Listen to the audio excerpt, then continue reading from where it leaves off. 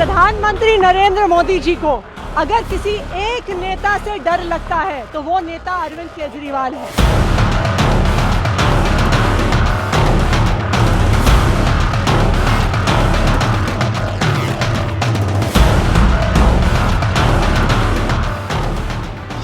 नमस्कार, मैं नियाज खान और आप देख रहे हैं एलएमएफ न्यूज। दिल्ली के सीएम अरविंद केजरीवाल को गुरुवार की शाम अचानक गिरफ्तार कर लिया गया, जिसके बाद दिल्ली में राजनीतिक माहौल ही बदल गया है।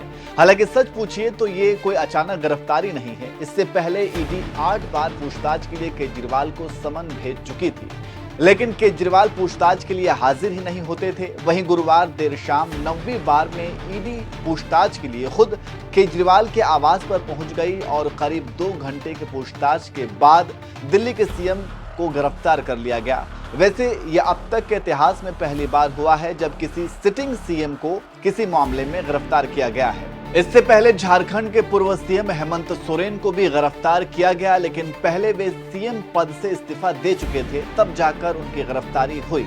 खैर, केजरीवाल तो गिरफ्तार हो गए। अब सवाल है कि क्या केजरीवाल अभी भी दिल्ली के सीएम बने रहेंगे? वे जेल से ही सरकार चलाएंगे या फिर उन्हें सीएम पद से इस्तीफा देना पड़ेगा?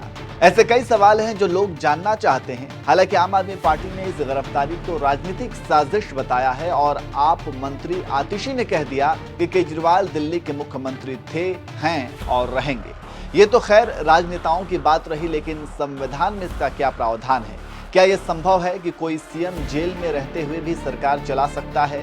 इसी का जवाब हम आपको इस वीडियो में देंगे। तो सबसे पहले तो जेल से सरकार चलाना सुनने में ही थोड़ा अतार्किक सा लगता है और केजरीवाल के लिए जेल से सरकार चलाना लोहे के चने चबाने जैसा ही है। इसके पीछे कई कारण हैं। सबसे पहले तो जब भी किसी कैदी को जेल में बंद किया जाता है तो उसे जेल के हर नियम को फॉलो करना पड़ता है। जेल के अंदर सभी के विशेषाधिकार छीन लिए जाते हैं, भले ही वो अंडर ट्रायल कैदी ही क्यों ना हो। जेल के नियमों के मुताबिक हर कैदी को हफ्ते में 2 बार अपने रिश्तेदार या दोस्तों से मिलने की इजाजत दी जाती है और ये मिलने का समय सिर्फ और सिर्फ आधे घंटे के लिए ही होता है। वहीं जेल में बंद कोई भी नेता चुनाव लड़ सकता है, सदन के कार्रवाई में भी शामिल हो सकता है, लेकिन वहां किसी भी तरह की बैठक नहीं कर सकता।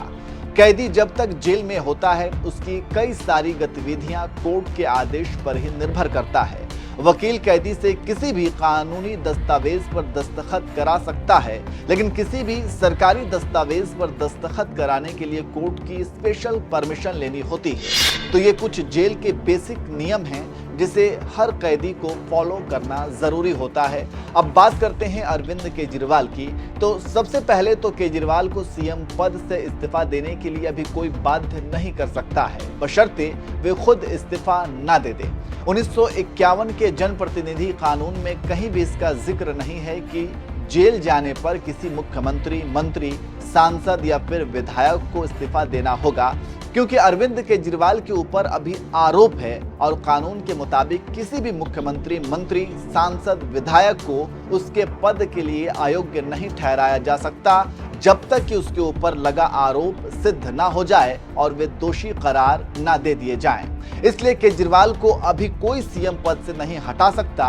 वे जेल में भी मुख्यमंत्री बने रहेंगे, लेकिन हमने आपको ऊपर जो जेल के नियम बताएं उस नियम के हिसाब से केजरीवाल को सरकार चला पाना बहुत ही मुश्किल होगा और फिर दिल्ली में संवैधानिक संकट भी खड़ा होने का खतरा है।